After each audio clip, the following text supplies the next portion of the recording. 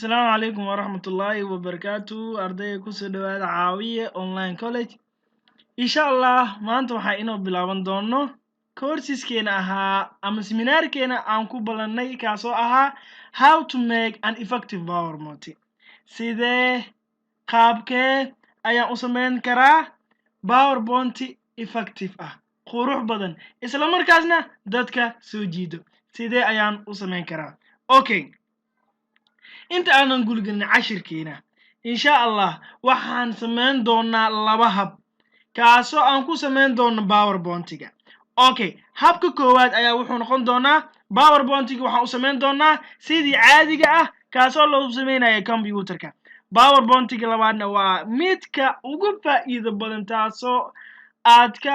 dhergi doontaan isla markaasna aad ka jeclaan doontaan isla markaasna uu noqon doono kan ugu badan aad isticmaali doontaan markii loo eego dhinaca PowerPoint-ga aad iska dhaafi doontaan markii loo eego dhinaca computer-ka okay PowerPoint-ga koowaad waxaan ku ballanay inaan ka sameeyno computer-ka laakiin PowerPoint-ga labaad waxaan ku sameysanaynaa by online insha Allah anigoo idin siin doono linki kaasoo linkigii lagu gali lahaa website-kaasi aan ku sameyn lahayn PowerPoint-ga soo midka effective-ka isla markaasna waa dadka dhamaan way yaqaanaan midka computer-ka laga sameeyo oo start menu la aadayo isla markaasna PowerPoint-ga la sameynayo laakiin midkaas kale waxaan u dhiganaynaa dib isla markaasna midkaani oo hadda aan sameyn doono insha Allah ama cashirkeenu ku bilaawi doono uu u noqdo furfuritaan laakiin dib waxaan u dhiganaynaa kan aan ku sameyn doono midka online-ka okay sidaan ognahayba PowerPoint waxa la dhahaa waa macnaha isla markaas aalad loo isticmaalo in wax lagu qoro isla markaasna waxaas lagu qoraayna ay yihiin mid qurux badan isla markaasna qaab loo jeedin karo qaab si alla sida jeceshahay aad ka dhigan darto aad u isticmaali kartid wax la transition animation iyo design wax la dhaho okay markaan sameynayno PowerPoint hadda waxaan sameynaynaa waxaan ku dhahay PowerPoint laba ayaa u kala qaadanaynaa mid waxaan u sameynaynaa ku dhahay by online kaasoo aan idin siin doono linki kaasi wuxuu noqon doonaa midka ugu dambeeya midka hadda wuxuu noqon doonaa PowerPoint-gii kaasoo ahayd midka aanu naqaanay okay haddaanan aqooninna insha Allah maanta ayaan baran doonaa PowerPoint wuxuu yahay okay PowerPoint markaan aadeyno ama markaan rabno inaan PowerPoint aan sameyno marka hadda waxaan joogaa desktop-ka waxaanu aadayaa meel la dhaho start menu ayaa waxaan ku siinayaa click marka start menu click ku siiyo waxa ii soo baxayo isla markaasna start menu aniga hadda waxa igu jiro Windows 10 Office-keygana waxa waaye 2013 waa Office 2013 maybe waxa la yaabaa Office-ka inuu yahay 10 waxa la yaabaa 9 inuu yahay 7 inuu yahay inuu iga sareeyo oo yahay 14 inuu yahay 15 inuu yahay 16 okay waxaan galnay start menu markaan galnay meeshaan u jeedno search in a web on Windows ku qoraya waxaan ku qoraynaa PowerPoint isla markaas wuxuu ku soo baxayo folder-kii PowerPoint-ga isla markaas wuxuu ku sheegayaa PowerPoint-gaaga nuucu yahay isla markaas PowerPoint-geena noociisa waxa waaye ama kan ugu jiro ama isticmaali doono wuxuu yahay PowerPoint 2013 PowerPoint 2013 okay click aan ku siino marka click ku siino just waxa soo kacayo PowerPoint-gii isla markaa aniga Office-keyga wuxuu dhahayaa update ka dhig ayuu dhahayaa provisional map update ka dhig isla markaa oo hadda uma baahni inaan update aan ka dhigo oo marka la ayaan ka dhiganaya cancel iga dheh okay 2013 PowerPoint-giisa isla markaas wuxuu leeyahay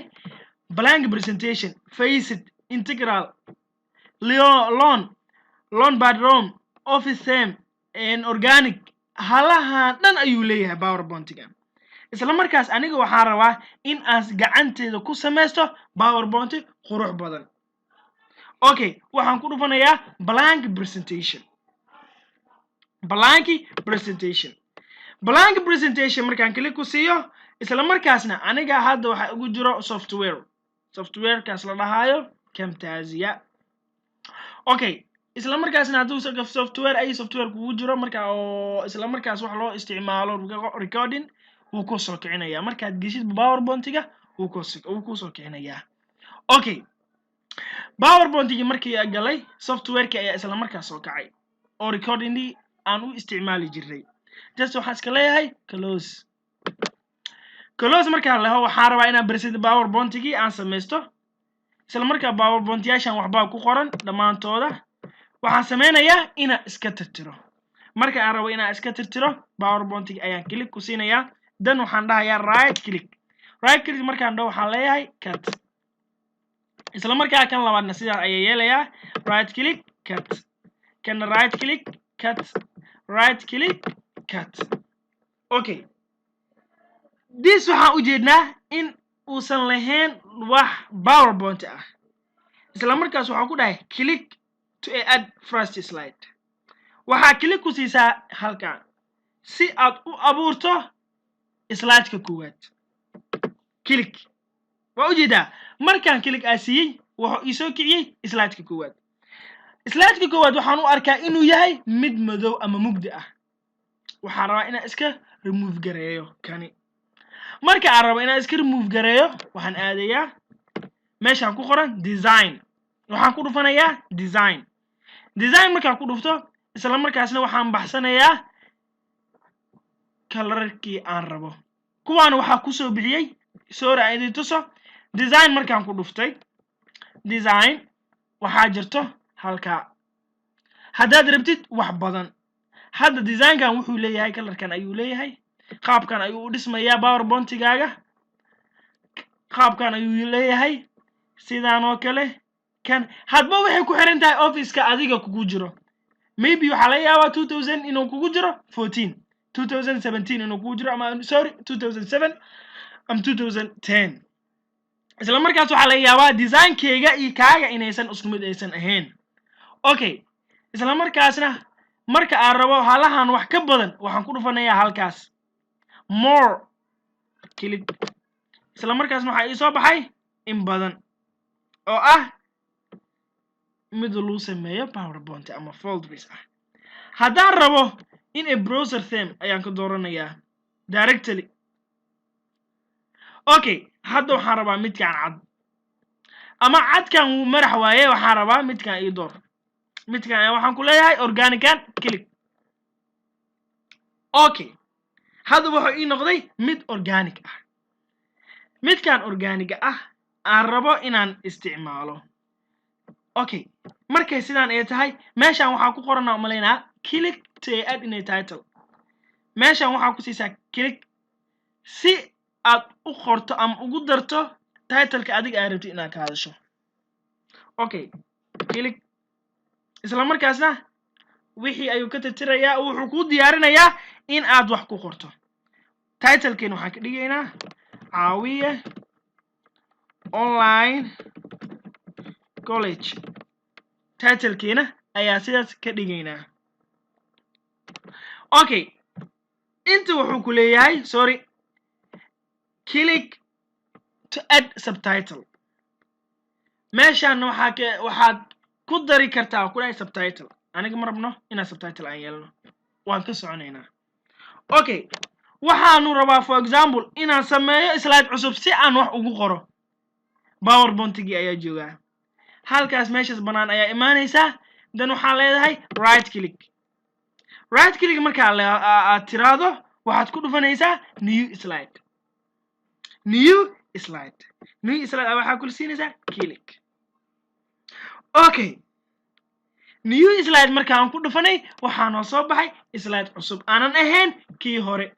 isla markaas kii hore wuxuu ka dhigay slide-ka koowaad, midkaana wuxuu yahay waa slide-ka labaad. Okay, slide-ka labaad isla markaasna wuxuu ku leeyahay meeshaan click to add in a title. meeshaan ku dhufo si aad ugu qorto title ama mawduuca adiga aad rabto inaad ka hadasho. Okay, waxaan ku qori karnaa caawiye click ayaan ku siinaynaa marka hore sorry caawiye history taariikhda caawiye okay markaan ku qorno taariikhda caawiye meeshaan waxaan ku qoran marka click to add in a text inta click ku sii si aad ugu qorto historygii meesha ayaa click ku siinaynaa marka haye historygii ayaa bilaabeynaa waxaan waa example ahaan keli ma aha wax oo xaqiiqo ah hadalkan qori doono macnaha laakiinse muhiimadeena ayaa waxay tahay sidee ayaan PowerPoint u samaysan karnaa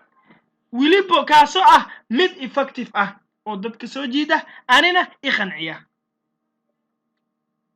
aimkeena ama ujeedadeena ama goolkeena ayaa sidaas ah okay aan bilaawno marka hadalkii hal eray ayaan qoraynaa oo adinta kasta aan for example ahaan caawiye waa college kaasoo bixiya courses fara badan isla markaasna bixiya diblomooyin halas ayaan ku joojinaynaa okay wili hadalkii ayaa ii socda waxaanu rabaa in aan hadalkii aan u samaysto slide labaad isla markaas sidaan soo sheegnay ayaan sameynaynaa meeshaan banaan ayaa waxaan ku siinaynaa right click dan waxaan leedahay new slide markaan dhahno isla markaasna waxa ii qoran macnaha click to a title si title uu soo dirtid macnaha markabno hadda inaan title ku darno title waxa inoo ah kii koowaad oo ama kii labaad kaasoo ah caawiye history kaas ayaa wuxuu noo yahay title kani marabno in aan title aan gelino waxaan rabnaa inaan textigeena ama hadalkeena aan sii wadano okay caawiye waxa uu ku yaalaa